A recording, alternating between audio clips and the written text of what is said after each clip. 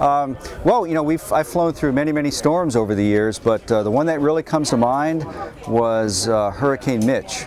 And this was back, you know, many years ago in the Caribbean here.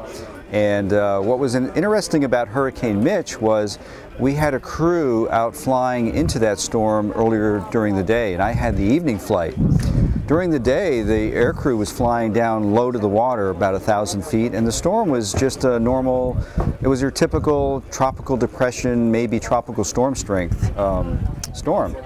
So we go out in the evening, and it's about 2 o'clock in the morning, and Mitch had moved and intensified rapidly while nobody was there and nobody knew it. So we're flying along and we see what looks like an eye on the radar, and we weren't expecting to see that, and it turns out the storm was a full-blown hurricane by the time we got there, and we had to do a little bit of changing plans on what altitude we were going to fly at and so forth. And we found a Category 2 hurricane, you know, when we really were expecting to have a tropical storm. So you're flying through the eye wall, you know, the very strong part of the hurricane. It's raining like crazy, it's cloudy. And then as you break out into the eye, the clouds part and you open up into a big clear bowl, you know, where the winds are getting weaker and weaker. And the air's clear, relatively no turbulence. You can see the ocean. In a really strong storm, there's no clouds below you, so you can see the ocean surface.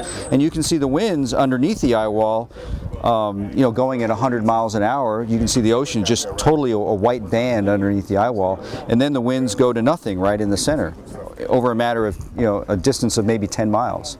Just like a washing machine, like a front-load washing machine, and a car wash at the same time, and a roller coaster. So, you know, you're going up and down, and you know, you're getting this water just flowing over the airplane like crazy. Would you say that you were scared the very first time? The first one you did?